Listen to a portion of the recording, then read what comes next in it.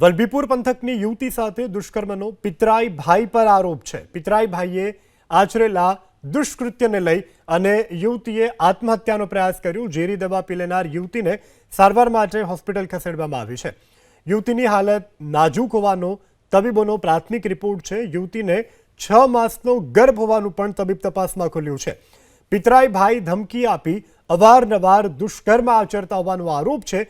યુવતીના ભાઈએ પિતરાઈ ભાઈ વિરુદ્ધ પોલીસ ફરિયાદ નોંધાવી। આરોપી ભાવેશ ચૌહાણ ઉર્ફે ભગો ફરિયાદ થતા ફરાર થઈ ગયો છે।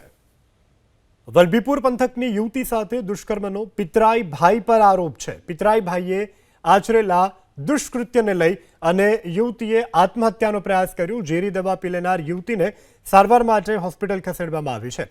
યુવતીની હાલત નાજુક હોવાનો તબીબોનો પ્રાથમિક રિપોર્ટ છે। યુવતીને 6 માસનો ગર્ભ હોવાનું પણ તબીબ તપાસમાં ખુલ્યું છે।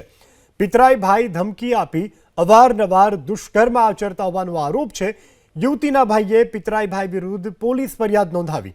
આરોપી ભાવેશ ચૌહાણ ઉર્ફે ભગો ફરિયાદ થતા ફરાર થઈ ગયો છે।